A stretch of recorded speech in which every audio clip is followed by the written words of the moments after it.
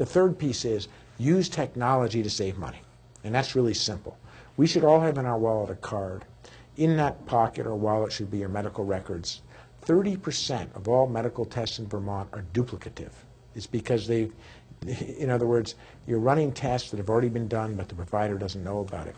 And it always shocks me to go into the doctor's office and see the manila folders stacked up on the walls with the medical records. I mean, if I did that in my business, we'd be bankrupt. So move to a technology-driven system with records on it, and a system where when you come out of the provider, the insurer tells you how much they're going to pay and how much you need to pay. So we stop this and you pay right there, so that we stop this crazy system where we're chasing money around and spending 10, 15% of the healthcare dollar to collect money even for those that are insured. So that's my vision. I think we can get it done in Vermont. As governor, I'll make it a top priority because I think it'll create jobs and get Vermonters back to work. I think the question of how it's paid for is very important. Deb Richter, for instance, has pointed out that the great efficiency in a single-payer system is we stop all the paperwork involved in multiple insurance companies. And when I lived in Canada for 2 years, and I had the health card, and that was great. Everything was free, and all I had to do was show my card, and it was all taken care of. So getting down to how it's going to be paid for, would you go with the Canadian system where it's paid for by a tax, or would you prefer the Massachusetts system based on a mandatory premium insurance? I don't think that the mandatory premium insurance works. And let's remember, there's no such thing as free. You're paying for it somehow. In most other countries in the world, they use a value-added tax, which is what Canada tends to use, which funds the healthcare system. We've got to pick our poison in Vermont. What we have done, working together with people like Deb Richter, is passed S88, which I'm the only sponsor of running for governor. I'm the only sponsor of the single-payer healthcare bill that's running for governor currently. And we are going to hire, I hope, someone named Dr. William Shao, who I've had a lot of contact with from Harvard, who's designed systems all over the world. Our challenge is we can't answer your question because none of us have done the work to have an intelligent answer. And none of us, frankly, have the expertise to answer your question. So he's going to design the system for us. And there will be a menu of options there. But when we're done, when the next governor is sworn in January, if we're smart enough to hire Dr. Shao, we will be able to say, here's the plan. This is exactly how it works. This is how we transition the losers into winners and the winners into losers. This is how much money it'll save, and this is how it'll function. And any good governor should be able to go out and pass that plan.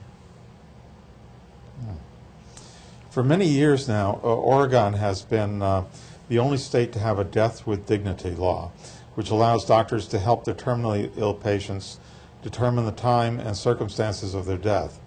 Some countries in Europe, such as Switzerland, also have such laws. It has been suggested that Vermont should enact its own such law. What is your position on this? I support it, and I've been a supporter of death with dignity. And I think that the Oregon example has been a really good one.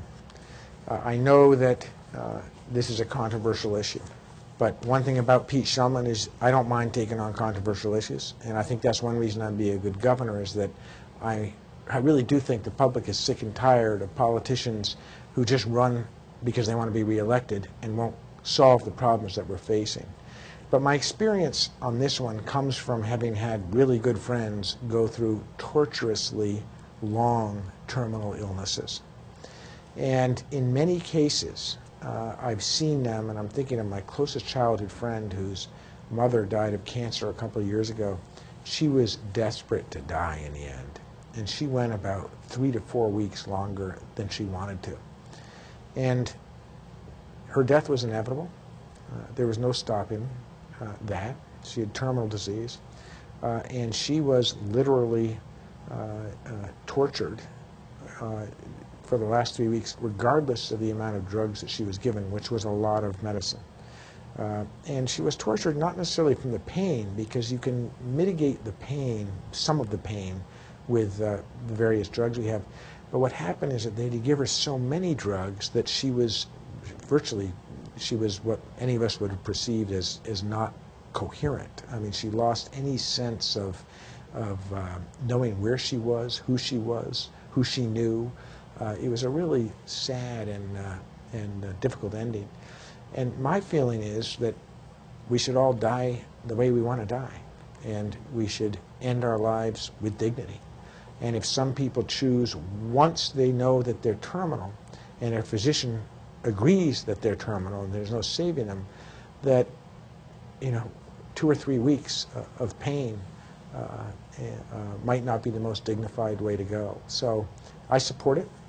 I think Vermont should join Oregon in passing it, and as governor, I'll try to get it done. Personally, I prefer the Swiss law. I think the Oregon law is unnecessarily restrictive. There are Americans that they could go to Oregon, but instead they go over to Switzerland. There's a group called Dignitas in Switzerland which arranges for them to over there. Huh. I don't know much about the Swiss system, but I hope the legislature will consider that when they're considering the new law. I've tried to get the bill through the legislature, and it's been a tough sled. And I think it's an area where if you're going to pass something like that, it's going to require gubernatorial leadership, and we haven't had that. Last March, in an election with very light voter turnout, the voters in Burlington rejected instant runoff voting. IRV had been very important in the election of our current mayor, and many people had hoped that it would be extended statewide. Do you believe that IRV has a future in Vermont? Would you support the introduction of IRV statewide? I have voted for IRV in the past, and I think the Burlington example has made me pause. For whatever reason, it seems to me that the experiment with IRV in Burlington left a lot of people pretty confused, and it's been extraordinarily controversial and has divided people more than it's united them. So I understand intellectually why it makes sense. I've supported it, I've voted for it, and frankly I would have been a beneficiary of it in the only statewide election that I've run, because I ran for lieutenant governor a long time ago, 8 years ago, and it was Brian Doobie, me, and Anthony Polina. And Brian came in first, but with a very teeny percentage of the vote. Anthony and I got a combination of 63% of the vote, I believe, with me second and Anthony third. And I know that in the case of myself and Anthony Polina, I would have been Anthony's second choices, and frankly, Anthony would have been my folks' second choices. And if you look at the math, I would have beat Brian Doobie that year with IRV, without much doubt about it. So I understand it, but I think the Burlington example just made me pause and go, why are we repealing it? Why are they repealing it? They seem pretty unhappy with it. It divided people more than united them, and I don't like things that divide Vermonters. I think the Burlington example, though, was really unfair.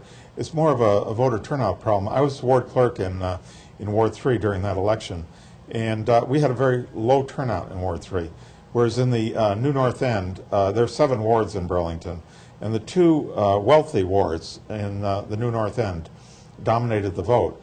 And a majority in all the other 5 wards supported IRV. So if we had an equitable voter turnout, IRV would have passed with flying colors.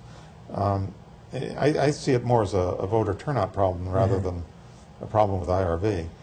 I'm not that familiar with the politics of IRV in Burlington, since I'm from the other end of the state. All I can tell you is whenever a community asked for a charter change from the legislature, we always grant it. And of course that was required as a result of this vote. And if Burlington voted to go back to IRV, we'd get it to the legislature to support whatever their wishes were. But I don't understand the nuances. All I know is when I have good friends on this IRV question who adamantly disagree with each other over whether it's a good thing or a bad thing, and it's created a lot of controversy up here.